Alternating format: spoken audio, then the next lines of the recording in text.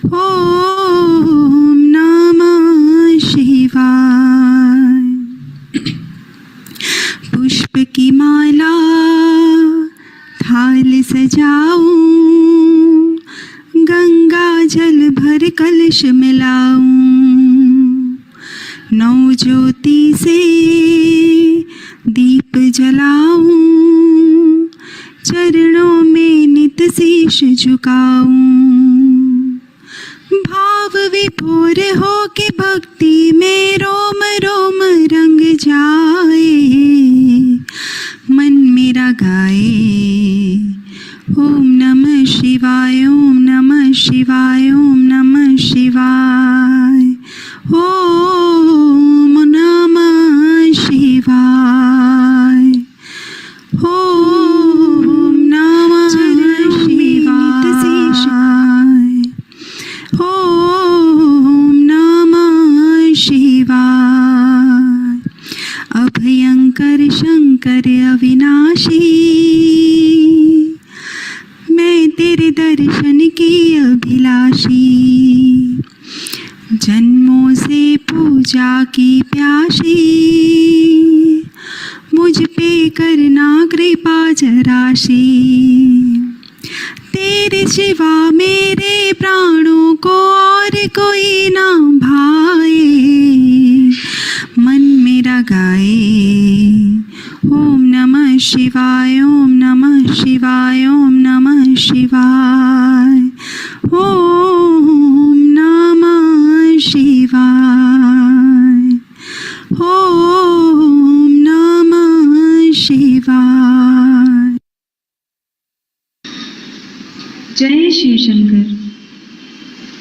आशुतोष शशांक शेखर चंद्रमौली दिगंबरा, कोटि कोटि प्रणाम शंभो, कोटि नमन दिगंबरा, निर्विकार ओंकार अविनाशी, तुम्ही देवाधिदेव, जगत सर्जक प्रलय करता, शिवं सत्यम सुंदरा, निरंकार स्वरूप कालेश्वर महायोगी सदा, दयानिधि दानीश्वराजे, जटाधर अभयंकरा, आशुतोष शशांक शेखर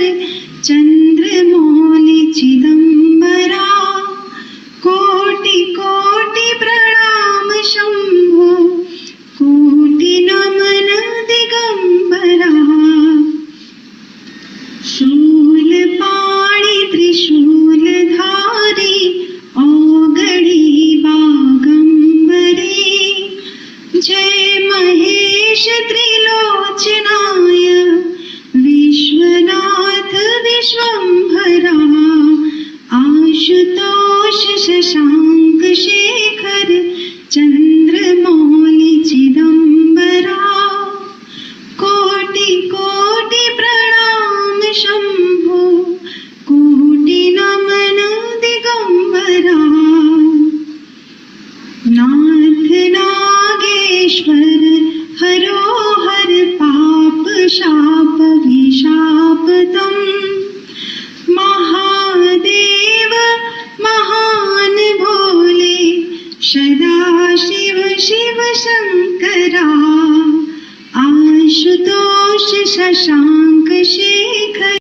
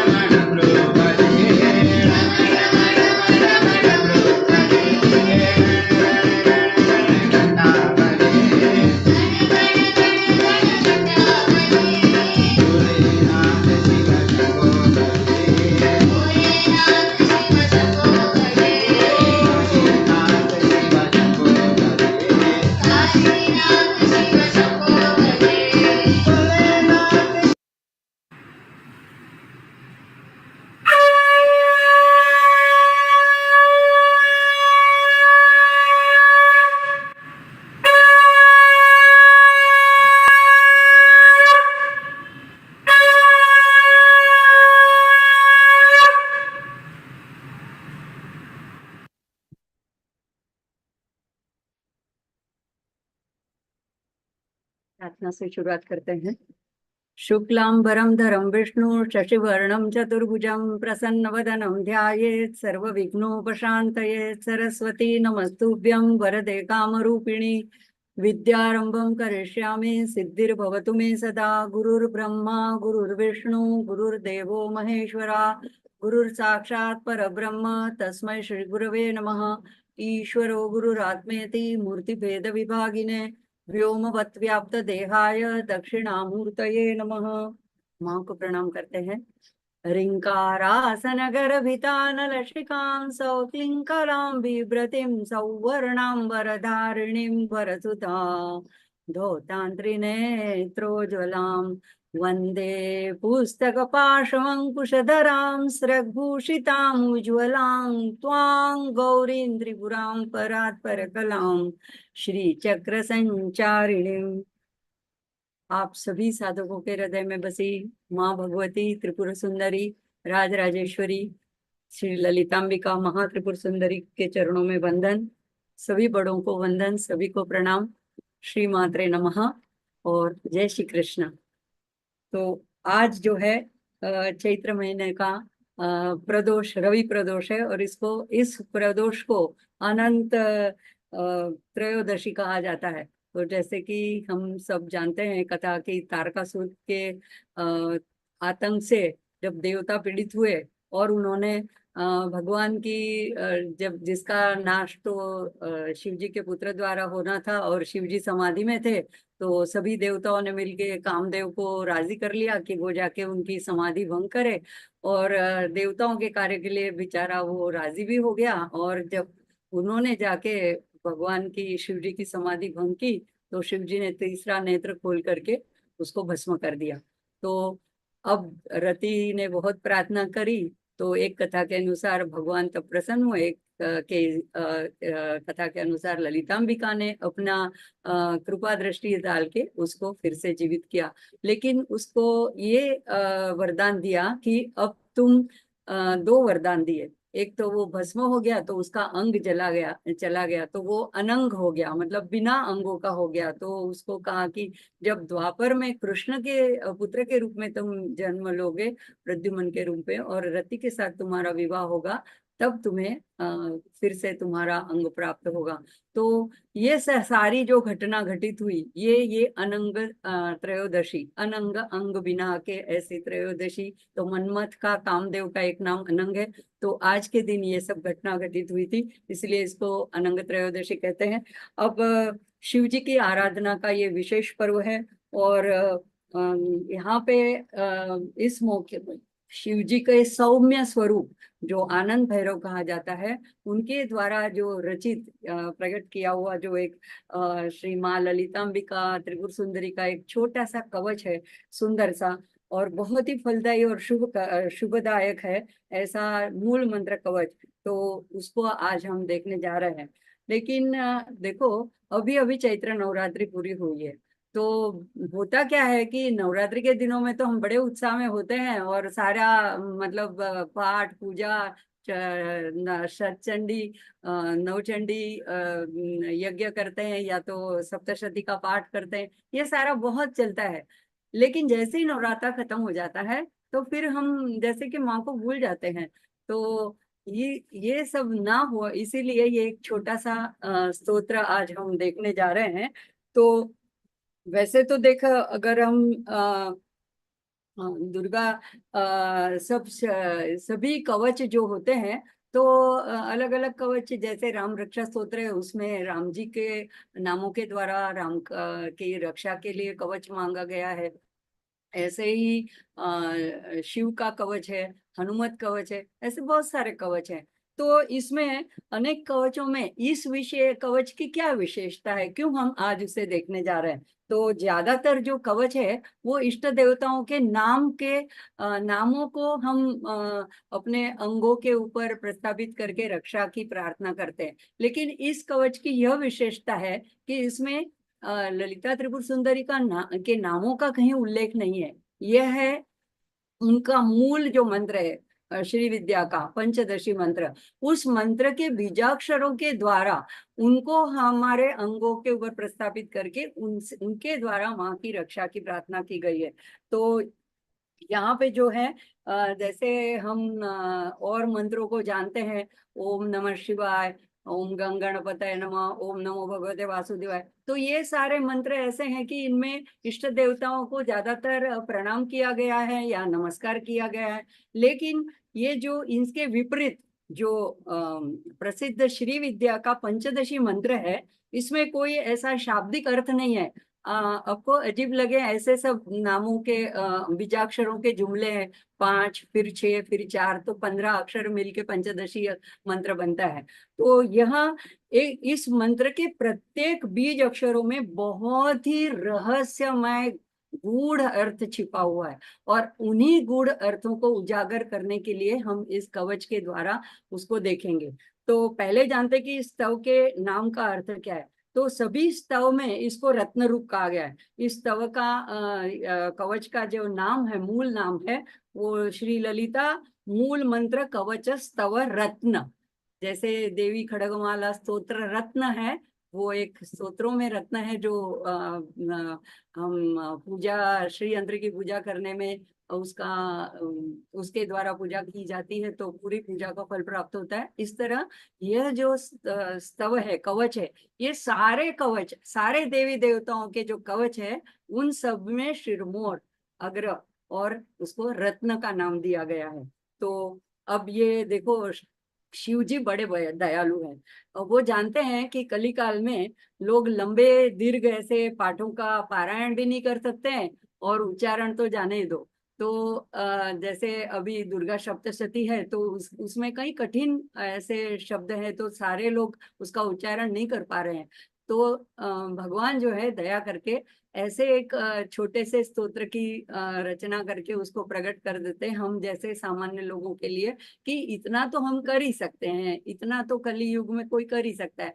देखो ऐसे ही जब दुर्गा सप्तशती के 700 मंत्र है, अब हम कहें कि इतना समय कहाँ निकालेंगे हर रोज नवरात्र में 700 मंत्र पढ़ने के लिए।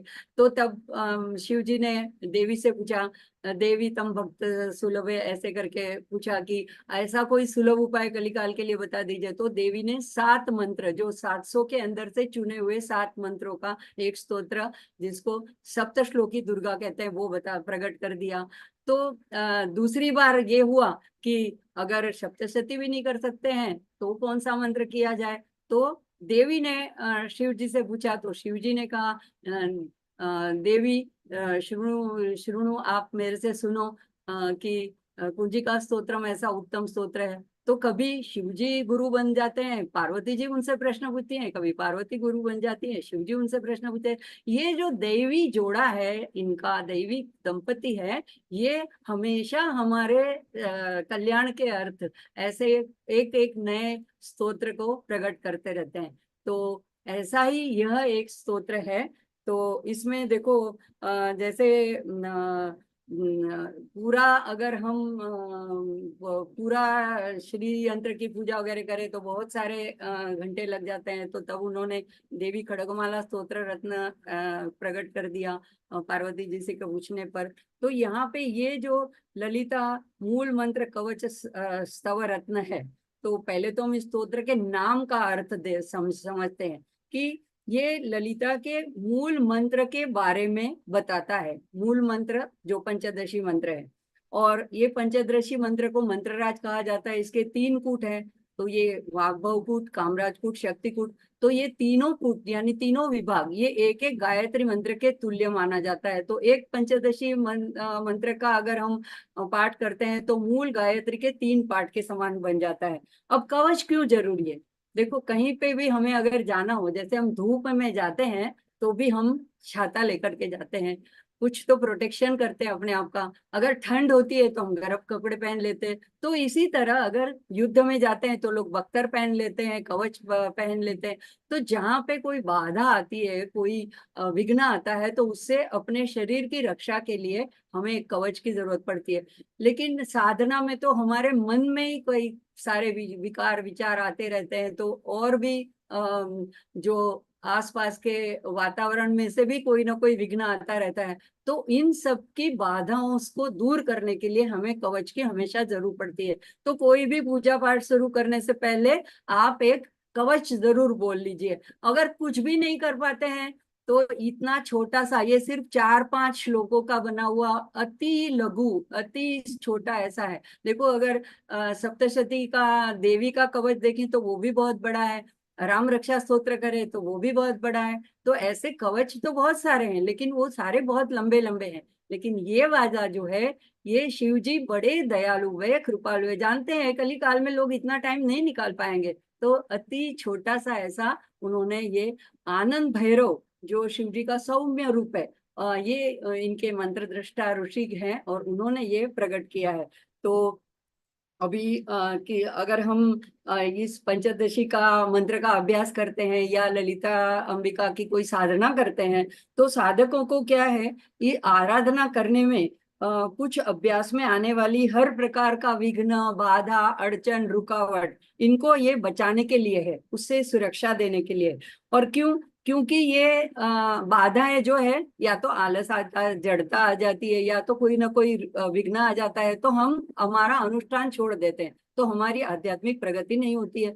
तो इन सब से बचने के लिए ये भगवान ने जो है ऐसा एक सुंदर कवच हमारे लिए प्रदान किया है। तो इस कवच के द्वारा साधक और अभ्यास करता या उपासक अपने शरीर पर क्या करता है, अलग अलग जो महत्व के अंग है उसके ऊपर बीज मंत्रों को प्रस्तावित करता है। तो शास्त्र में भी कहा गया है, शिवो भूत्वा शिवम यजेत, यानी हमको पहले अगर किसी की आराधना करनी है तो वो देवता का स्वरूप हमें बन जाना है। तो हमारे शरीर की शुद्धि, हमारे सारे मुख्य अंगों के ऊपर हमको उन देवताओं को मंत्र के रूप में प्रस्तावित करना है। तो अगर हम ये कवच का नियमित पाठ करते हैं, मंत्र जाप, तो सभी इच्छाओं की शीघ्र पूर्ति के साथ साथ आध्यात्मिक उन्नति में भी यह मदद करता है, हमारी रक्षा करता है। मानो हम माँ के मंत्रमय विग्रह से चारों ओर से हम आवृत हो जाते हैं, मतलब हमारे चारों ओर माँ बसती है, हमारे अंदर, हमारे अंग प्रत्यंग में। तो इस पंचदशी मंत्र के प्रत्येक बीजाक्षर में बहुत ही गहरे गहरे ऐसे राज छुपे हुए हैं, जिन्हें मंत्र के जाप से पूर्व पूरी तरह से समझना जानना बहुत आवश्यक है।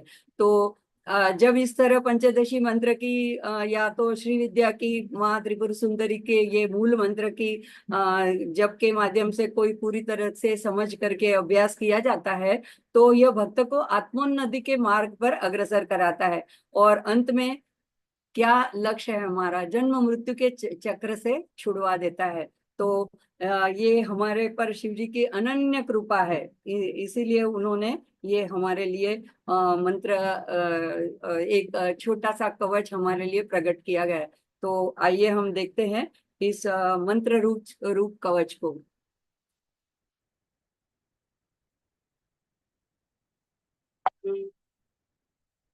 तो सबसे पहले आता है विनियोग। अस्य श्री ललिता अस्य श्री ललिता कवच स्तव रत्न मंत्रस्य आनंद भैरव ऋषि अमृत विराट छंदः श्री महात्रिपुर सुंदरी ललिता परांबा देवता ऐं बीजं ह्रीं शक्ति श्रीं कीलकं मम श्री ललितांबा प्रसाद प्रीत्यर्थे श्री ललिता कवच स्तव रत्न मंत्र जपे विनियोगः। तो यहाँ पे नाम बताया गया है, श्री ललिता कवच स्तव रत्न मंत्र। तो मंत्रों के द्वारा यह कवच बनाया गया है। तो यहाँ पे इसका इस स्तोत्र की रचना किसके द्वारा की गई है, तो पहले मंत्र का नाम बताया, फिर इसके रचयिता जो है या मंत्र दृष्टा ऋषि हैं वो आनंद भैरव, ये शिव जी का ही रूप है। और अमृत विराट एक प्रकार का छंद है। श्री अब इनकी देवता कौन है, किसकी आराधना की जा रही है इस कवच के द्वारा, किसको हम पुकारते हैं, किसको हम रक्षा के लिए प्रार्थना कर रहे हैं, तो श्री ललिता महात्रिपुर सुंदरी ललिता पराम्बा देवता। और ऐम बीजम, तो ऐम बीज यानी इसका लक्ष्य, बीज ये क्या है, उद्देश्य क्या है, तो ऐम है। ऐम ये सरस्वती का बीज है। ह्रीम शक्ति है, तो इस कवच की शक्ति जो है वो रिम है, रिम भुवनेश्वरी बीज है। श्रीम कीलकम यानी इसके ताला खोलने की चाबी जो है वो कीलकम जो है वो श्रीम है। श्रीम महालक्ष्मी का बीज है।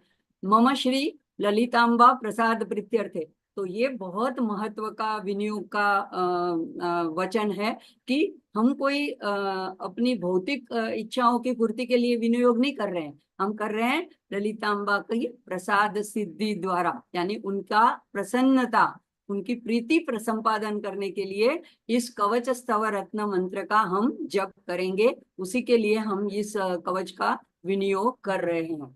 तो ये है विनियोग का अर्थ।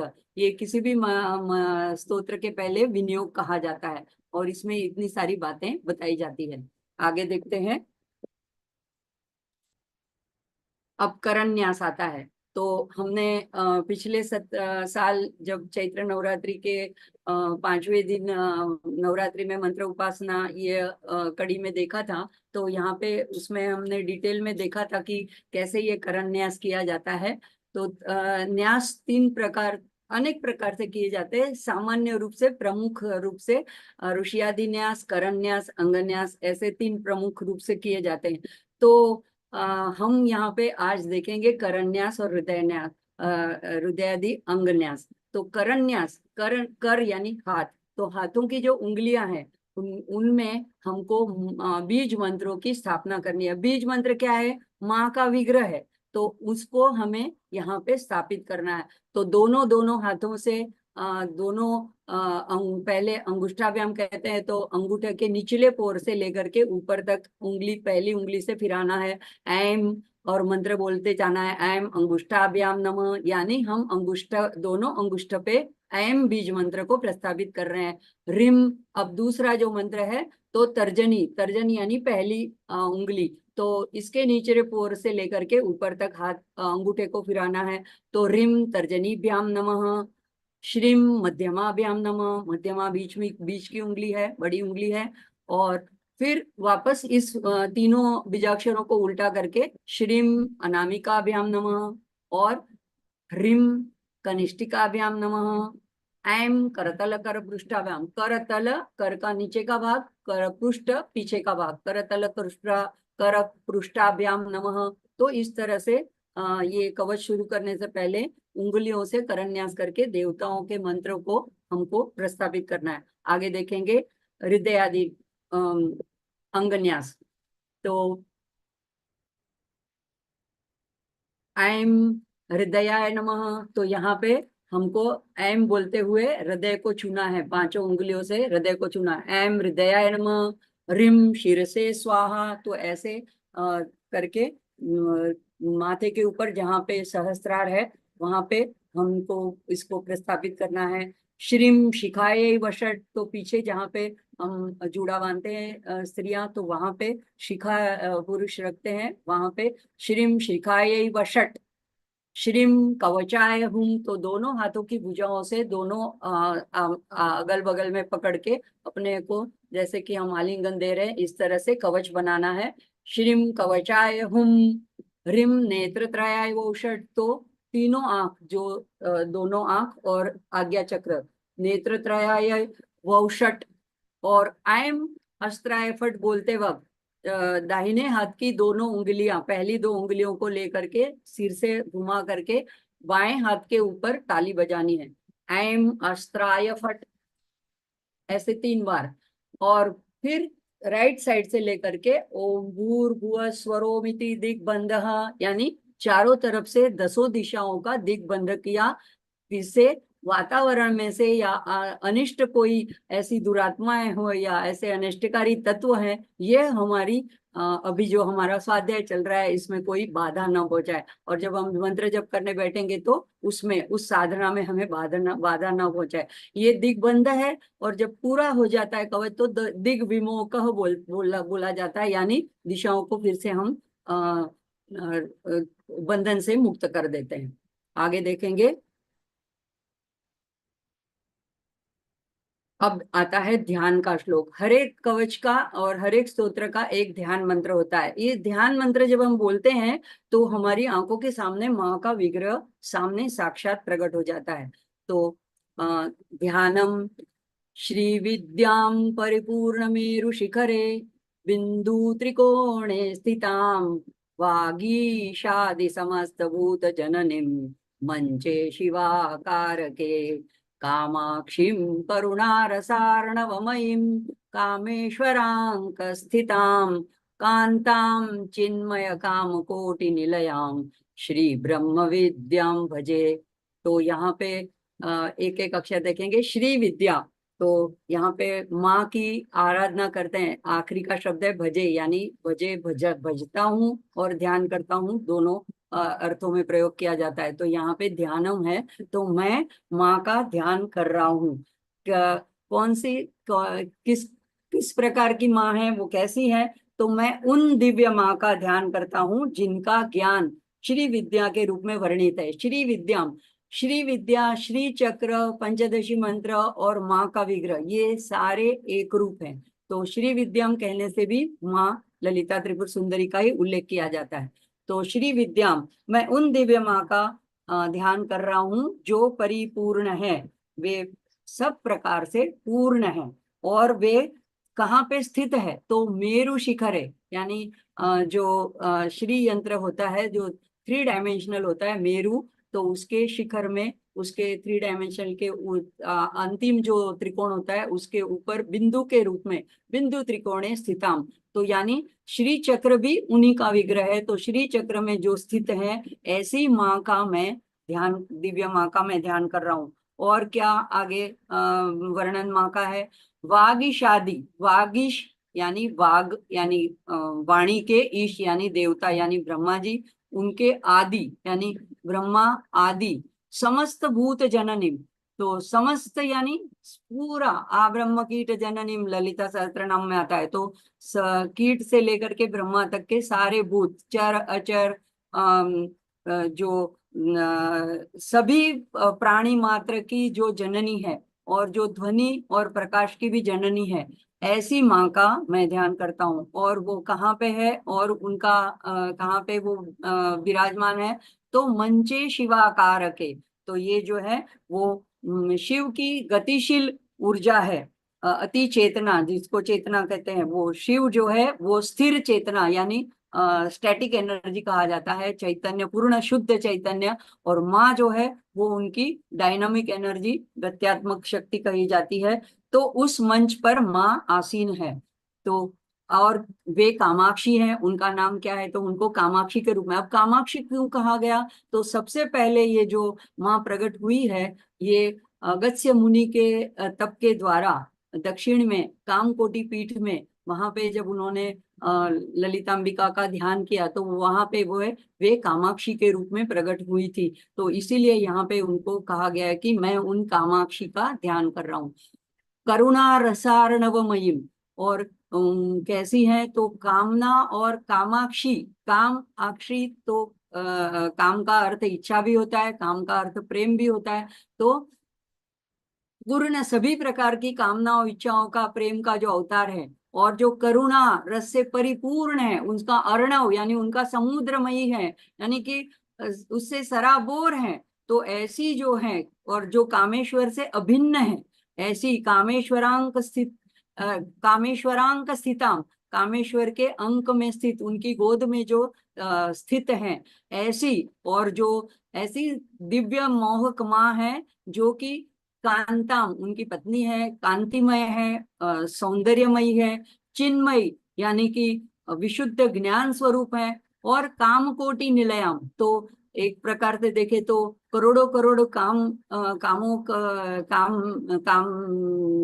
राज यानी कामदेव का रूप लिए हुए, और कामकोटि ऐसा जो कांचीपुरम में जो पीठ स्थान है, शक्तिपीठ है, वहां पे विराजमान नीलयम, वहां रहने वाली ब्रह्म विद्याम, ब्रह्म स्वरूपिणी, दिव्य ज्ञान रूपिणी ऐसी माँ को श्री विद्याम, ऐसी श्री ब्रह्म विद्याम, तो जो ब्रह्म स्वरूपिणी भी है, दिव्य ज्ञान स्वरूपिणी भी है, उनको मैं भजता हूँ। भजता हूँ। तो ऐसा जब हम ध्यान के बाद आंखों के सामने माँ का स्वरूप हमारे आंखों के सामने जब प्रकट होता है, तो इस भाव से अब माँ के विग्रह का हम मानसिक पंचोपचार पूजा हम करते हैं। तो इसके बाद आगे देखते हैं कि माँ का कैसे पूजा करते हैं। तो लम इत्यादि पंचभुजाम कुर्यात, तो यह लम हम यम रम वम सम हमारी उंगलियों के भी ये प्रतिनिधित्व करते हैं। तो लम जो है ये छोटी उंगली पृथ्वी तत्व को प्रतिनिधित्व करती है। तो अंगूठे से लेकर के और नीचे से ऊपर के छोर तक हम उसको घुमा करके यह मंत्र पढ़ेंगे। लम पृथ्वी तत्वात्मिकायै श्री ललिता देव्यै गंधम समर्पयामि। अब कोई कोई समर्पयामि बोलते हैं, कोई कोई बोलते हैं परिकल्पयामि, यानी मैं कल्पना करता हूँ। तो ये जैसे कि सामने आपके सामने विग्रह, उसके सामने मैं अर्पण करता हूँ गंधम, माँ को गंध, माँ को तिलक अर्पण करता हूँ। हम, तो अब ये अंगुष्ठ है, ये आकाश तत्व का प्रतिनिधित्व करता है। तो हम, यहाँ पे हम आकाश तत्वात्मिकायै श्री ललिता देव्यै पुष्पम समर्पयामि, तो पुष्पम, ये दोनों मंत्र बोलते हुए हाथ हमारा उल्टा रहेगा, और बाकी के 3 बोलते हुए वक्त हमारा हाथ सीधा हो जाएगा।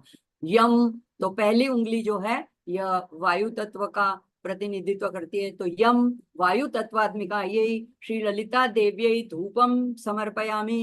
रम वहनी तत्वात्मिक है, वहनी यानी अग्नि, तो तेज का स्वरूप। तो यह जो बीच की बड़ी उंगली है ये अग्नि का, तेज का प्रतिनिधित्व करती है। तो पंचमहाभूत में अग्नि का प्रतिनिधित्व करती है, या तेज का, तो प्रकाश का। तो वहां पे हम कहते हैं कि वहनी तत्वात्मिका श्री ललिता देवी दीपम समर्पयामि। फिर जो अनामिका उंगली है ये बहुत ही अशुभ मानी जाती है, इसी से हम तिलक करते हैं। तो ये अमृत तत्वात्मिकायै वम अमृत तत्वात्मिकायै श्री ललिता देवी अमृतम नैवेद्यम समर्पयामि ओम। और जब अब कुछ हमारा समर्पण करने में कुछ अधूरा रह गया हो, तो दोनों हाथ जोड़ करके सारी उंगलियां एक साथ करके हम कहेंगे सर्व तत्वात्मिका यही श्री ललिता देवी तांबुलादि सर्वोपचार समर्पयामि। ऐसे करके मानसिक रूप से हमने माँ को सारा कुछ अर्पण किया। अब आगे देखते हैं। अब ये जो है ललिता का मूल मंत्र है जिसके द्वारा हम ये कवच करेंगे। तो पहला जो कूट है, पहले जो 5 अक्षर है इसको वाग्भव कूट कहते हैं। क ए ई ल रिम, इसके ये 5 बीजाक्षर है। दूसरा कूट मध्य कूट कहते हैं, इसको कामराज कूट कहते हैं। तो ह स क ह ल रिम। और तीसरा कूट जो है शक्ति कूट है, उसमें 4 अक्षर हैं, बीजाक्षर हैं, स क ल रिम। तो ये एक एक अक्षरों के जोड़ करके कवच का श्लोक बनाया गया है, मंत्र रूप श्लोक बनाया गया है। आगे देखते हैं। अब यहाँ से मूल जो हमारा कवच है वो प्रारंभ होता है। ये प्रारंभिक क्रिया करने में मुझे बोलने में जितना वक्त लगा इतना आपको करने में नहीं लगेगा। ऐसे करके अगर रोज की हमारी प्रार्थना हो तो हम हाथों से एक्शन करके भी कर सकते हैं। अगर नहीं जम रहा है तो ऐसे ही सिर्फ पढ़ के भी हम मानसिक मानस उपचार अर्पण कर सकते हैं माँ को। तो पंचभुजाम कृत्वा योनि मुद्राम प्रदर्शयत। अब ये 10 मुद्रा में योनि मुद्रा ये माँ को बहुत अति प्रिय है, लेकिन इसका ऐसे जाहिर में प्रदर्शन करके दिखाना ये वर्जित है, इसलिए मैं दिखा नहीं सकती हूँ। आप लोग YouTube से देखेंगे तो वहां से आपको मिल जाएगी। तो ये योनि मुद्रा अगर आप कर सकते हैं ठीक है, नहीं तो दोनों हाथ जोड़ के नमस्कार ही कर लीजिए। अब यहाँ से कवच प्रारंभ होता है। तो अथ कवचम अब ककार पातु शीर्षम में, एकार पातु फालकम, इकार चक्षुषी पातु श्रोत्रे रक्षे लकारकः। यहाँ पे ल डबल हो गया है, रक्षेत त का ल हो गया है, रक्षेत लकारकः। तो अब यहाँ पे सामान्य अर्थ क्या हुआ, ककार पातु शीर्षम में, यानी ये जो अगर आप एक बार इस कवच का अर्थ समझ लोगे तो किसी भी कवच, राम रक्षा स्तोत्र हो, शिव रक्षा स्तोत्र हो, कोई भी कवच हो, उसमें आप यह अर्थ अच्छी तरह से समझ पाते हो, समझ सकते हो, क्योंकि इसमें बड़ा गूढ़ अर्थ छिपा है। ककार पातु शीर्षम में, अब पहला सामान्य अर्थ क्या है, ऐसे अगर ऊपर ऊपर से देखेंगे तो, कि ककार जो बीज है यह मेरे शीर की रक्षा करता है। देखो पातु का दोनों है, रक्षा करे ऐसी प्रार्थना भी है और रक्षा करता है ऐसी भावना, दृढ़ भावना है कि रे रक्षा कर रहा है, तो दोनों तरह से आप इसको ले सकते हैं।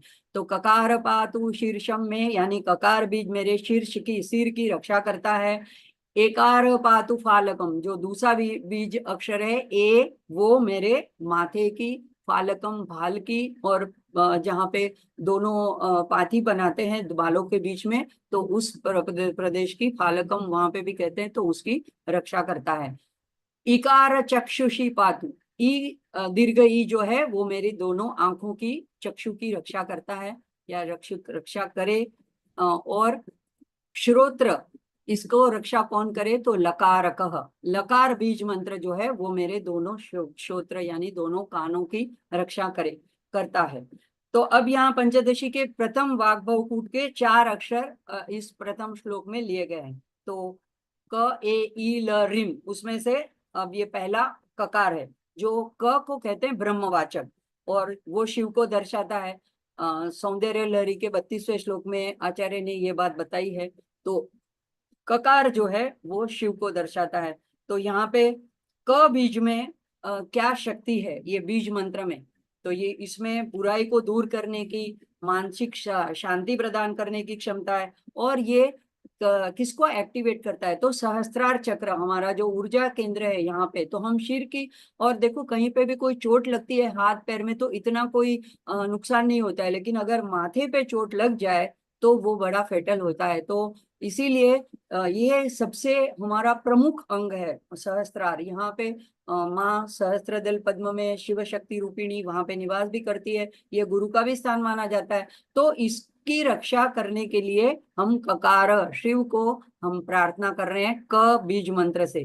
तो यहाँ पे ये शिव शक्ति के ऐक्य का भी प्रतिनिधित्व करता है, और इच्छाओं का भी, क ये से इच्छाओं का भी प्रतिनिधित्व करता है। तो यहाँ पे हम क्या प्रार्थना करते हैं, तो हमें गलत बातों से, गलत सूचनाओं से, भ्रामक ज्ञान से हमें बचाइए, और हमें आत्म प्राप्ति के हेतु, मुक्ति के हेतु, परम ज्ञान के हेतु, ब्रह्म ज्ञान प्राप्त करने की दिशा में हमारा मार्गदर्शन हमें प्राप्त हो। तो इसलिए हमारे मस्तिष्क की हमें सुरक्षा बहुत आवश्यक है, क्योंकि मस्तिष्क हमारा, जिसको हम सामान्य भाषा में ब्रेन कहते हैं, तो इसमें बुद्धि तर्क बहुत होती है। तो इसमें कभी कभी हम तर्क की जगह कुतर्क भी करने लगते हैं। तो यहाँ ऐसी कोई बातों से हम भ्रमित ना हो, तो इसीलिए हम ये प्रार्थना करते हैं। इस प्रकार यहाँ सहस्त्रार चक्र की सुरक्षा का कवच मांगा गया है। आगे आता है दूसरा ए दूसरा अक्षर, यह भी ब्रह्मवाचक है। तो यह सरस्वती का बीज मंत्र भी है, और वर्णमाला का 11वां अक्षर है। तो जो सत, चिद और आनंद तीनों गुणों को व्यक्त करता है। अब क और ए में क्या फर्क है, वो भी ब्रह्मवाचक है, ये भी ब्रह्मवाचक है। तो यह है सगुण ब्रह्म। सगुण ब्रह्म, जैसे सौंदर्य लहरी में आचार्य ने कहा है 32वें श्लोक में, कि ए जो है वो शक्ति को दर्शाता है। तो सारे जो स्वर हैं वो गत्यात्मक है, गतिशील है, सक्रिय है, यानी कि उनको दूसरों की जरूरत नहीं पड़ती है। हमें अ, आ, ई ये सारे अगर स्वर बोलने हैं तो हम स्वतंत्र रूप से उसका उच्चारण कर सकते हैं। लेकिन सारे व्यंजन जो है आचार्य कहते हैं वो शिव रूप है। तो यानी क जो है उसको शिव रूप इसीलिए कहा गया है, क्योंकि हम तो क बोल लेते हैं, लेकिन वर्णमाला में क को अगर आप बचपन का याद करें वर्णमाला को, तो उसको एक नीचे से ऐसे डैश किया जाता है, यानी क ख, उसमें अ नहीं मिला हुआ होता है। तो वो स्टैटिक एनर्जी का प्रतिनिधित्व करता है, वो स्थिर है। और सारे स्वर जो हैं वो गतिशील है, तो वो देवी को प्रतिनिधित्व करते हैं। तो यहाँ पे कहा है कि व्यंजन की तुलना शिव से की है, और स्वरों की तुलना शक्ति से की है। तो यहाँ पे ए जो है ये ज्ञान का है, तो ज्ञान के स्रोत को भी दर्शाता है। तो यानी यहाँ पे ये आज्ञा चक्र और सहस्त्रार चक्र यानी जो पीनियल ग्रंथि भी है, इनको भी सक्रिय करने में मदद मिलती है अगर जब ये इस मंत्र के द्वारा जब हम कवच का ध्यान करते हैं। अब हमारे अंदर जो है सत्य को जानने की और आसपास के सत्य को पहचानने की जो हमें जरूरत है, वो उसकी भी हमें मदद इस क्योंकि क और ये दोनों ब्रह्म स्वरूप है, तो उसमें भी हमें सहायता प्राप्त होती है। तो यह ज्ञान हमें प्राप्त होता है। तो यह ज्ञान अगर ना हो हमें, जैसे माँ का सगुण रूप की चारों ओर सृष्टि में कण कण में माँ व्याप्त है, यह ज्ञान अगर हमें ना हो, यह ज्ञान हमें ये ककार और एकार देता है, अगर ये ना दे तो हम कितने ही चाहे मंत्र जप कर ले, भजन कर ले, स्तोत्र कर ले, पारायण कर ले, लेकिन ये अपूर्ण ही रहते हैं। तो इसीलिए ये पूर्ण ज्ञान देने के लिए ये हमारी सहायता करते हैं। तीसरा अक्षर है ईकार। तो ये हमारे आंखों की, चक्षु की और दृष्टि की रक्षा यहाँ करता है। तो ई जो मनमत को भी संदर्भित करता है, तो माँ का ये काम कला रूप है। तो धन, समृद्धि, माया और सभी प्रकार की इच्छाओं की पूर्ति को भी दर्शाता है। तो अगर हमारी आंखें, हमारी दृष्टि सुरक्षित हो तो हम वासना के अधीन न होकर आध्यात्मिक मार्ग पर अग्रसर हो सकते हैं। और हमारी दृष्टि भी लक्ष्य के ऊपर बनी रहे तो मन एकाग्र रहता है। तो इसीलिए आंखों की रक्षा जरूरी है। और देखो, आंखों के द्वारा ही हमें मोह उत्पन्न होता है, किसी वस्तु की कामना उत्पन्न होती है, किसी की वस्तु का स्वामित्व करने की इच्छा होती है, उसको पजेस करने की इच्छा होती है। तो ये सारी इच्छाएं ना होए, इसीलिए हमको आंखों को सुरक्षित रखना है, दृष्टि को सुरक्षित रखते हैं और लक्ष्य के ऊपर दृष्टि रखनी है। इसीलिए ये इकार को प्रार्थना है। आगे का अक्षर है लकार। तो लकार को प्रार्थना है कि इस मंत्र के द्वारा, बीजाक्षर के द्वारा कानों की रक्षा, सुरक्षा की प्रार्थना की गई है। यानी कानों को हम हे माँ, हम अच्छे संगीत, स्तोत्र, भजन, भक्ति के ग्रंथ, शास्त्र और सत्संग, इन्हीं को हम सुनते रहे। और इनको हम सुनते रहने से क्या होता है, तो भौतिक और आध्यात्मिक दोनों तरह से प्रगति करने में मदद करे। अगर हम गीता का अध्ययन करते हैं तो जीवन जीने की कला हमें आ जाती है, तो भौतिक जीवन में भी हमारी प्रगति होती है। और सारे स्तोत्र पठन से और आध्यात्म के सत्संग के द्वारा हम आध्यात्मिक क्षेत्र में भी प्रगति कर सकते हैं। तो इसीलिए यहाँ पे लकार को प्रार्थना की गई है। तो अब ये लकार जो है, ये विजय का, तुष्टि का, संतुष्टि का, आनंद का प्रतिनिधित्व करता है। ये एक एक जो मैंने कहा कि बीज मंत्र जो है, इसमें बहुत गूढ़ अर्थ भरे हैं। ये ऐसे ही कोई आर्बिटरीली ऐसे अक्षर नहीं है। तो ये जो लकार है, ये विजय प्रदान करता है, तुष्टि प्रदान करता है, आनंद प्रदान करता है। अब ये किस प्रकार की तुष्टि प्रदान करता है, तो माँ ने हमें जो कुछ प्राप्त करवाया है उसी में हमको पर्याप्तता महसूस होती है। यानी कि हमारे पास जो है उसी में हमें आनंद रहता है। तो ये दृष्टि और ये सोच हमें ये लकार प्रदान करता है। तो आंखों से जो मोह उत्पन्न होता है उसके हम अधीन नहीं होते हैं, और जो हमारे पास है, जो हमको सहजता से प्राप्त है, उसी में हमें संतुष्टि प्राप्त होती है, आनंद प्राप्त होता है। तो इस तरह से ये जो लकार जो है, ये ई को यानी दृष्टि को भी सहायता करता है। तो आगे श्लोक देखेंगे। ह्रींकार पातु नासाग्रम वक्त्रम वाग्भव संगीतः, हकार पातु कंठम में सकार स्कंद देशकम। तो यहाँ सामान्य अर्थ तो बड़ा सरल है कि ह्रींकार जो पांचवा अक्षर है, पहला वाग्भव कूट का, उसको प्रार्थना की गई है कि हे आप ह्रींकार, आप मेरे नासाग्र, नासिका के अग्रभाग को आप इसकी रक्षा, यानी कि नासिका के छिद्रों की आप रक्षा करता है, आप करते हो। और वक्त्रम वाग्भव संगीत कह, तो वक्त्रम यानी पूरे चेहरे को। अब वाग्भव कूट ललिता सहस्त्रनाम में भी आता है कि यहाँ से पूरा इतना कंठ से ऊपर का भाग है मस्तिष्क तक का, उसको वाग्भव कूट यानी माँ के विग्रह का वाग्भव कूट जो है वो चेहरा दर्शाता है, उसका प्रतिनिधित्व करता है। तो ये वाग्भव कूट को प्रार्थना है। अब पांचों अक्षर हो गए, तो पूरे चेहरे की आप मेरी रक्षा करो, या तो आप रक्षा करते हो। और हकार पातु कंठम में, अब दूसरा यहाँ से कामराज कूट शुरू शुरू होता है, मध्य कूट, तो उसका पहला अक्षर है ह, तो हकार पातु कंठम में, कंठ की, मेरे गले की रक्षा हकार करे। और सकार स्कंद देशम, सकार जो है स बीजाक्षर, ये मेरे कंधों की रक्षा करे। अब इसका गहरा अर्थ देखते हैं। रिंकार पातु नासाग्रम, रिम बीज शिव शक्ति रूप है। हमने कल्याण वृष्टि स्तोत्र में इसके बारे में विस्तार से देखा था। तो ये भुवनेश्वरी बीज है, इसको माया बीज भी कहते हैं। ये इसको एकाक्षर देवी प्रणव कहते हैं। जैसे ओमकार ये निर्गुण ब्रह्म का वाचक है, ऐसे रिमकार ये सगुण माँ का देवी प्रणव कहा जाता है, माँ का सगुण ब्रह्म का वाचक है। तो ये साक्षात माँ स्वरूप है, तो जो हमारे आत्मबोध और हमारे अस्तित्व के ज्ञान का प्रतिनिधित्व करता है। तो अब ये ज्ञान का और ये नासिका का क्या संबंध है? तो नासिकाग्र जो है, दोनों हमारी नासिकाग्र है, वो कहने का तात्पर्य यह है कि इनके माध्यम से चलने वाली दोनों नाड़ियां हैं, जो ईड़ा और पिंगला कही जाती है, सूर्य और चंद्र नाड़ी। तो ये जो है, ये हमारे मेरुदंड से चल करके यहाँ पे आकर के इन दोनों हमारे जो स्वर होते हैं या हमारे श्वासोच्छ्वास की प्रक्रिया होती है, ये दोनों नासिकाओं से, ईड़ा और पिंगला से चलती रहती है। तो ये ऑल्टरनेट होती है, बारी बारी से एक स्वर चलता है, बारी बारी से दूसरा चलता है। लेकिन यहाँ पे जो प्रार्थना की गई है कि दोनों को सामंजस्य हो, दोनों का सिंक्रोनाइजेशन हो, दोनों की एक रूपता हो। और ये जब होता है ब्राह्म मुहूर्त में, कुछ क्षणों के लिए होता है, इसीलिए ब्राह्म मुहूर्त का इतना सारा महत्व बताया जाता है।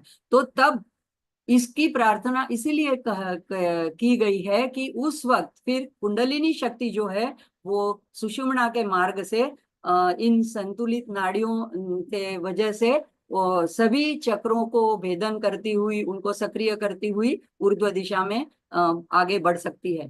तो इसीलिए यहाँ पे रिंकार को नासिकाग्रम के लिए प्रार्थना की गई है।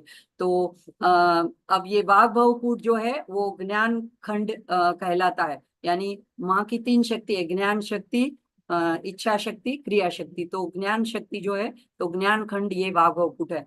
तो पंचदशी के ये पहले 5 बीजाक्षरों से बनता है, और ये दिव्य माँ के चेहरे का भी प्रतिनिधित्व करता है। अब यह कूट जो है संपूर्ण सृष्टि का और आत्मबोध की प्राप्ति का भी प्रतिनिधित्व करता है, और सारी भौतिक और आध्यात्मिक इच्छाओं का भी प्रतिनिधित्व करता है।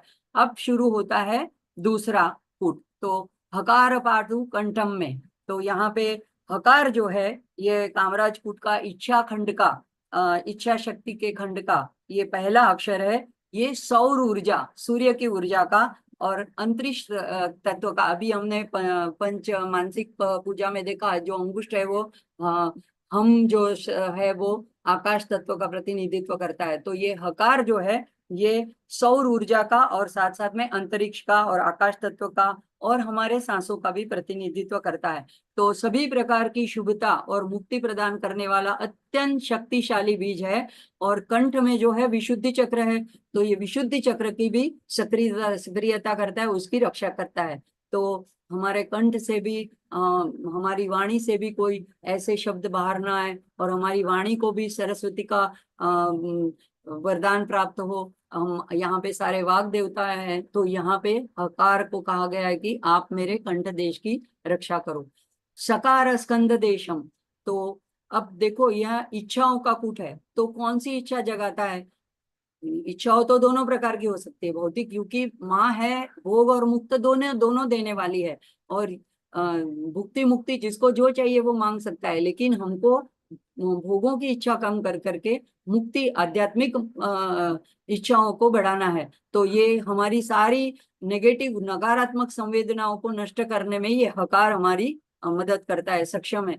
अब कैसे आती है नकारात्मक संवेदनाएं? तो जैसे हम किसी ने कोई शब्द बोला, किसी ने अपमान किया, किसी ने हमें किसी को सुबह में सुप्रभात कहा और किसी ने हमको प्रतिसाद नहीं दिया, ऐसी अनेक घटना दिन भर में होती है कि जिससे हमारे मन में राग द्वेष आता है, नाराजगी आती है, कुछ उनके प्रति द्वेष आ जाता है। तो ये सारी नेगेटिव संवेदनाओं से हमें ऊपर उठना है, तभी हम आध्यात्म की उच्च क्षेत्र में, उच्च चेतना में हम पहुंच सकते हैं।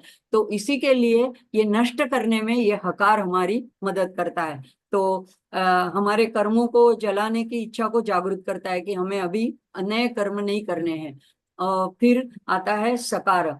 तो सकार जो है ये चंद्र ऊर्जा का प्रतिनिधित्व करता है। ह सूर्य और स चंद्र। तो ये हंस, ये एक सोहम हंस, ये हम अनाहत एक क्या बोलते हैं, एक मंत्र भी अजपा जाप हमारे में चलता रहता है दोनों हमारे श्वास प्रश्वास के साथ। तो ये ह और स बड़े ही शक्तिशाली बीज मंत्र है। तो ये सकार जो है ये क्या करता है, तो ये प्राण या जीवन बनाने वाली हमारी जो सांस है उसको ये इंगित करता है, उसको दर्शाता है। तो ये स जो है ये वीरता का, धन का, सुख सुविधा का, यश प्रदान करने का प्रतिनिधित्व करता है। तो अब यहाँ इसका और कंधों के साथ क्या संबंध है? अगर ये सारा ये सब सकार देता है तो उसको क्यों कहा कि स्कंद देशम की आप रक्षा करो? तो सकार कंधों की, यानी कंधे यानी हमें जिम्मेदारियों का वहन करना सिखाता है।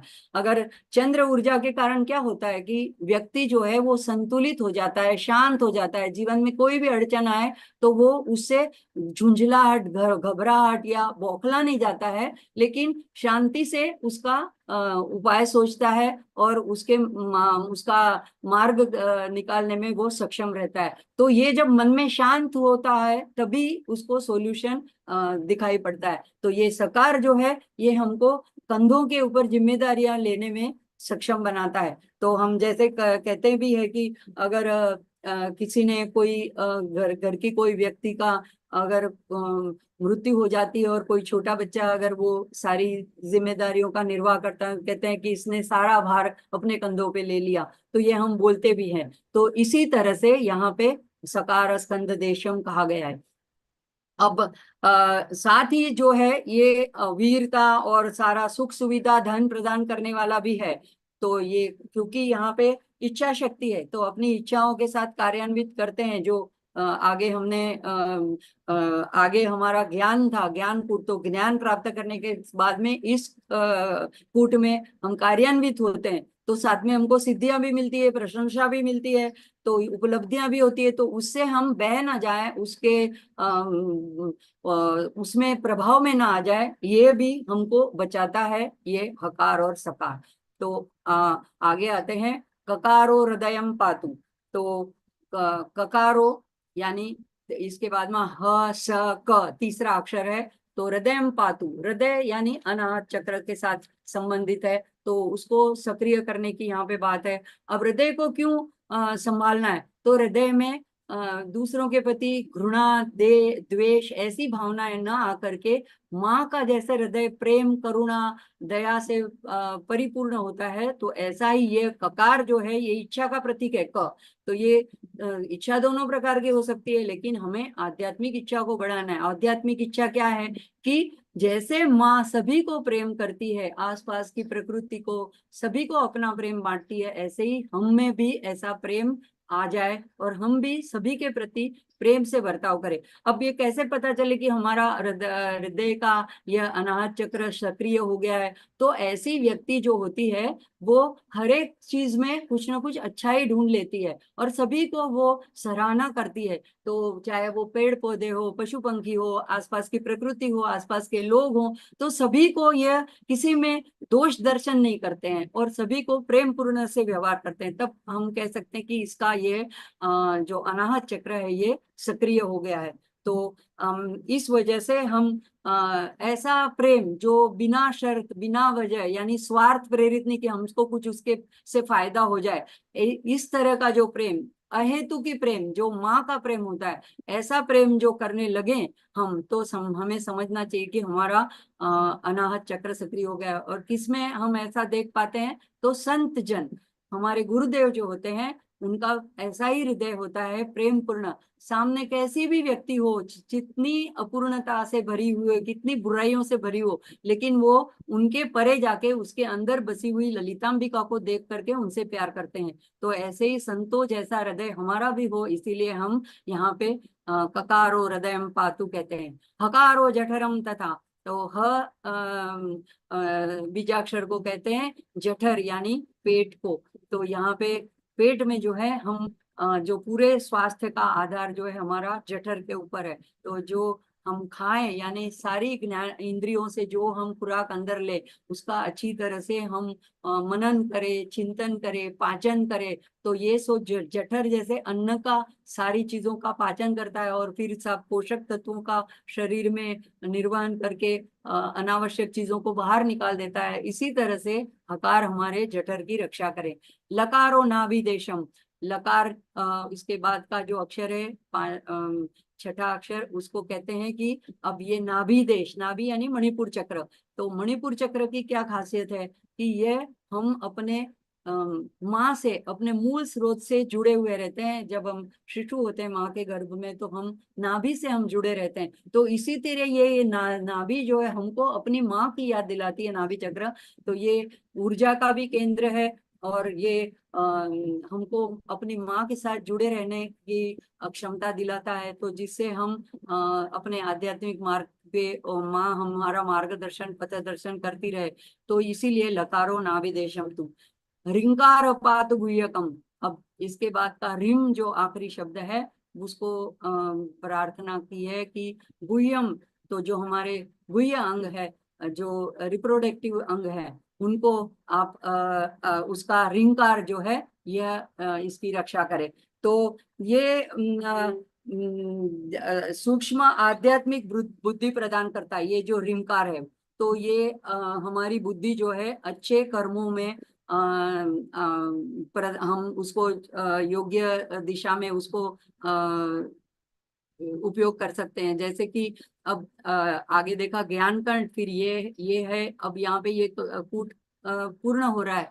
तो ये यहाँ पे साधक में जो वीरता शौर्य आता है, तो भौतिक संपत्ति धन प्रसिद्धि यह सब भी यह रिंकार प्रदान करता है। तो उसके कारण बुद्धि अगर अच्छी हुई है तो हम उन सब संपत्ति का, उस वीरता का, उस धन प्रसिद्धि का अच्छी जगह अच्छे कर्मों में उपयोग कर सकते हैं। तो इसीलिए हिरिंकार पातु गुह्यकम।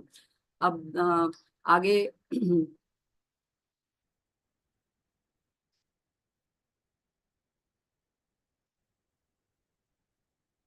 हाँ, कामकूट सदा पातु कटी देशम ममावतु ममावतु, सकार पातु चोरु में ककार पातु जानुनी। तो अब यहाँ पे से कामकूट जो पूरे मध्यकूट है उसको पूरे के पूरे कूट को प्रार्थना की गई है कि मेरे कटी प्रदेश को आप उसकी रक्षा करो। तो आगे कहा है सकार पातु चोरु में ककार पातु जानुनी। अब यहाँ से तीसरा अंतिम शक्तिकूट शुरू होता है। तो कामराज कूट जो है वो अच्छी सच्ची इच्छा यानी कि जीवन के लक्ष्य प्राप्त करने की इच्छा का प्रतिनिधित्व करता है। तो कामराज कूट को प्रार्थना है कि कटी प्रदेश की आप रक्षा करो, कटी प्रदेश यानी नितम वगैरह की। और सकार पातु चोरु में, चोरु तो यानी जांघों की, और ककार पातु जानुनी, जानुनी यानी घुटनों की। तो ये सामान्य अर्थ हुआ। अब क्या हमें लक्ष्य जीवन में प्राप्त करना है, तो जन्म मृत्यु से मुक्ति पाना यही हमारा लक्ष्य है मनुष्य जीवन का, मोक्ष की प्राप्ति करना। और परम चेतना यानी माँ की एक जो परम चेतना है उसके साथ एक रूप हो जाना, एकजुट हो जाना। तो ये दिव्य माँ की कृपा से ये प्रकट इस सृष्टि का जो संरक्षण हो रहा है, तो उसकी संरक्षा देवी माँ के कंठ से कटी पर्यंत का ये जो प्रदेश है कामराजकूट, उसके द्वारा यहाँ दर्शाया गया है। तो ये कामराजकूट में यहाँ कुंडलिनी ऊर्जा की भी सक्रियता धीरे धीरे अभी संदर्भित हो रही है। तो यहाँ पे ये कटी देश के बाद में आगे आता है शक्तिकूट, तीसरा कूट। तो उसका पहला अक्षर है सकार। अब सकार जैसे हमने पहले देखा चंद्र ऊर्जा, और ये मन को इंगित करता है। तो सकार मन में दृढ़ इच्छा कराता है कि अब मुझे ये संस्कार जो पुराने हैं उसके अनुरूप जो मेरे मन में वासनाएं उठती रहती है उसके मुझे बलि नहीं बनना है, उसके पीछे मुझे नहीं जाना है। अब मुझे इन सब पुराने कर्मों को समाप्त करना है। तो ऐसी अच्छी जो इच्छा होती है वो प्रकट करता है। तो ये तीसरा है जो क्रिया शक्ति।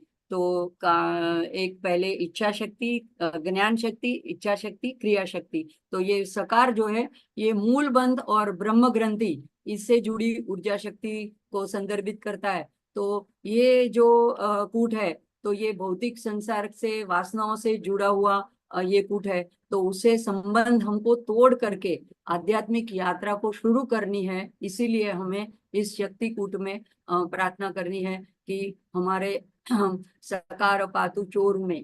तो ऐसे करके एक एक अंगों को हम प्रार्थना करते हैं। तो यहाँ पे एक जो घुटनों पर जो हम बोलेंगे कि पूरे शरीर के बल का हमारा 2/3 हिस्सा जो है वो ऊपर की तरफ है और घुटनों पे उसका पूरा भार आता है। तो अगर उसका वजन घुटनों पे आता है तो अगर घुटने ठीक ना हो तो व्यक्ति चल फिर नहीं सकता। तो यहाँ घुटनों से क्या संदर्भित किया है कि अगर हम अपने संकल्पों में, अपने विचारों में हम दृढ़ ना हो तो हमारे पैर टिक नहीं पाते हैं। अगर हमारी श्रद्धा दृढ़ न हो तो हमारे पैर टिक नहीं पाते हैं। तो हमारे घुटने ऐसे मजबूत करो। तो इसलिए ऐसी प्रबल इच्छा चलने की, हम आपकी दिशा में, हम आध्यात्मिक मार्ग पे चले। तो इस दृढ़ता से इस पथ पर हमको चलने के लिए हमारी मजबूत प्रबल इच्छा हो, उसको ये ककार जो है वो रक्षा करती है।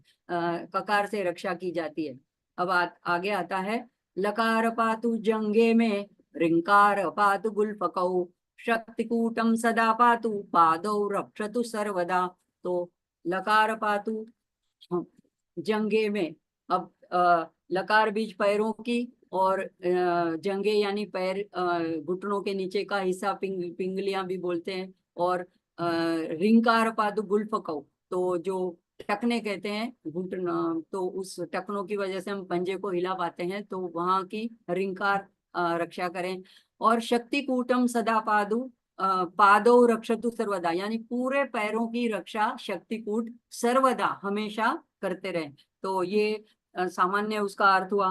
तो लकार ये जो है ये विघटन का, लय का प्रतिनिधित्व करता है। तो यहाँ पे संसार की सभी भौतिक इच्छाओं का लय हो जाता है जब व्यक्ति पूरी निष्ठा से ये पूरा कवच पढ़ता है और उसमें निहित ये सारे मंत्र अनायास ही उसके द्वारा जपे जाते हैं। तो उसके साथ साथ उसके संसार की जो भौतिक इच्छाएं होती है, जो नश्वर इच्छाएं होती है, उसका लय होता जाता है। और अब उसका व्यक्तिगत ईगो जो होता है, अभिमान जो होता है, वो भी ईश्वर के साथ एक रूप हो जाता है, उसका भी लय हो जाता है। जब मैं ही नहीं बचता है तो कौन बचेगा, सिर्फ तू ही बच जाता है। तो इसी तरह से दिव्य चेतना के साथ पूर्ण रूप से एकत्व ये लकार हमें कराता है। और रिंकार पातु, तो ये चौथा अक्षर रिंकार है। तो इस प्रकार जो है दिव्य माँ के साथ एकीकरण कराने के लिए का ये प्रतिनिधित्व है, उसका प्रतीक है। अपने स्व का पूर्ण ज्ञान कराता है, सत्य का स्वरूप समझाता है ये ऋकार में। और माँ का अनुग्रह इतना होता है कि उसके बाद फिर से पतन नहीं होता है। यानी टकने जो है वो इतने सुरक्षित हो जाता है कि फिर चरण जो है वो उसी मार्ग पे, उसी दिशा में चलने लगते हैं, माँ की दिशा में ही चलने लगते हैं।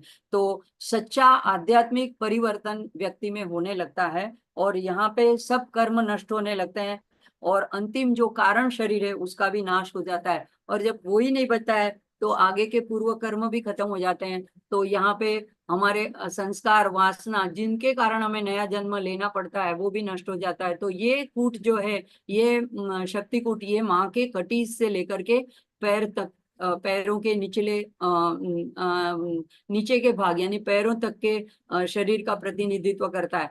तो ये रक्षा, पैरों की रक्षा क्या सूचन दे रही है कि हम माँ की भजन के लिए, माँ की उपासना के लिए, उनके भक्तों के दर्शन के लिए हम दृढ़ता से हम अपने कदम उठाएं, हमें कदम उसी दिशा में चलाएं। आध्यात्मिक आनंद में हमें स्थापित करना, यही इस कूट का लक्ष्य है। तो जहां से हम फिर वापस वासना के क्षेत्र में क्षण भंगुर ऐसे अनित्य आनंद की ओर, सुख की ओर हमें वापस ना आना पड़े, ऐसे इसी दिशा में हम चल पड़े। इसी वजह से हम शक्तिकूट से आराधना करते हैं, प्रार्थना करते हैं। तो आगे देखते हैं।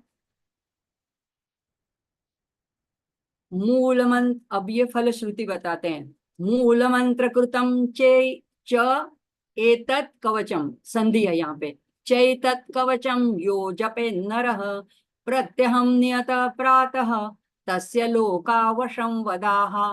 तो यहाँ पे कहता है मूल मंत्र कृतम, यानी ये कवच जो बना हुआ है, च एतत् कवचम, यानी ये कवच जो बना है, एतत् ये कवच मूल मंत्र से जो बना हुआ है, यानी हमने देखा सारे बीज मंत्र से ही बना हुआ है, बीज मंत्रों को ही हम प्रार्थना कर रहे हैं। तो यो जपे नर, जो नर इसका जप करता है, प्रत्यहम, तो यहाँ पे नियत, नियत रूप से, नियमित रूप से प्रतिदिन जो करता है, प्रातः यानी सुबह, तस्य उसके लोका वशम वदाह, लोग उसके, यानी तीनों लोग उसके वश में आ जाते हैं। अब इसका क्या मतलब है कि तीनों लोगों वश हो जाते हैं, यानी कि समाज में उनका इतना स्थान हो जाता है कि सब उनसे आकर्षित हो जाते हैं, उनके वश में। अब हम कहेंगे हम हमारे अपने गुरु के वश में हैं या हम अपने माता पिता के वश में, इसका अर्थ ये थोड़ा है ना कि उन्होंने हमने बांध रखा है। वश में यानी उनके अधीन में, उनके आधिपत्य में, उनकी छत्रछाया में। तो ऐसे सारे लोग, मतलब तीनों लोग उनको सब मान्य करते हैं, उनको उनको इतनी प्रतिष्ठा प्राप्त होती है कि उनका कोई शत्रु नहीं बचता है, उनका कोई विरोध ही नहीं करता है। और इसीलिए यहाँ पे कहता है कि तीनों लोग उनको वश रह करके चलेंगे, फिरेंगे या रहेंगे। तो ये इसी श्लोक के साथ ये ब्रह्मदेव कृत ललिता मूल मंत्र कवचम समाप्त होता है। तो ब्रह्मादेव ने इसे प्रकट किया, लेकिन इसके दृष्टा है आनंद भैरव ऋषि। तो शांति मंत्रों के साथ हम इस सत्र को, आज थोड़ा सा ज्यादा ही टाइम हो गया है, समाप्ति की ओर ले चलते हैं। सारे साधकों का आभार प्रकट करती हूँ, जागृति बहन का और खास करके मीर भाई का, जो हमेशा मुझे ऐसा मौका देते रहते हैं, कुछ ना कुछ प्रेरित करते रहते हैं कहने के लिए। और चूंकि माँ मेरे प्रिय इष्ट देवी है, मेरी आराध्य है, तो मैं उन्हीं को हमेशा उनका आह्वान करती रहती हूँ। अब ये मंत्र जब पूरे हो जाते हैं तो इसके बाद में उत्तर पूजा में सारे अंगन्यास, करन्यास फिर से करने होते हैं। तो जागृति जी जरा आगे से स्लाइड कर दीजिएगा। तो ये हमने देख लिया उत्तर न्यास, तो ये करन्यास करने हैं जैसे हमने पहले किया, दोनों दोनों हाथ की उंगलियों से। उसके बाद आगे देखते हैं, करन्यास के बाद आगे अंगन्यास करने हैं। और भूर्भुव स्वरोमिति दिग्विमोख, तो फिर से ऐसे हाथ घुमा के कहना है कि दिग्विमोख, विमोख यानी अब मैं दिशाओं के बंधन को मुक्त कर रही हूँ। तो इसके साथ ये मूल ब्रह्मकृत श्री ललिता मूल मंत्र कवचम समाप्त होता है। तो शांति मंत्र बोलते हैं।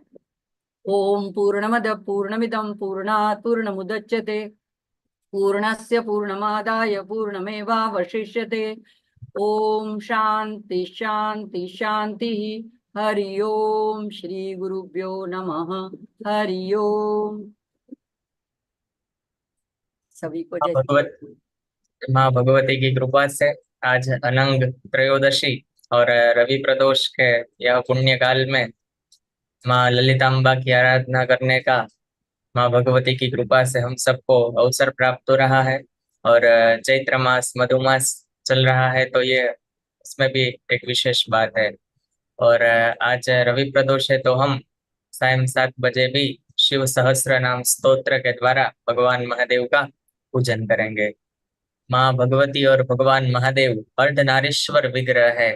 हमने कई बार अर्धनारी नटेश्वर स्तोत्र का भी संवाद किया है, सबने गायन भी किया है। तो माँ भगवती भगवान महादेव उनकी कृपा, भगवान भवानी शंकर की, उमानाथ की हम सभी के ऊपर विराजमान रहे और निरंतर ही वो हम सबको आशीर्वाद देते रहे, ताकि हम उन्हीं की कृपा से ऐसे ही अनुष्ठान करते रहे। यही हम माँ भगवती से प्रार्थना करते हैं। और चेतना बहन को भी बहुत बहुत हम धन्यवाद करते हैं, प्रणाम करते हैं कि इस प्रकार के सुंदर भावों के साथ एवं इतनी माँ भगवती के प्रति श्रद्धा और विश्वास के साथ जो हमें प्रसाद के रूप में यह स्तोत्र प्रसाद बांट रहे हैं, तो बहुत ही माँ भगवती की कृपा है।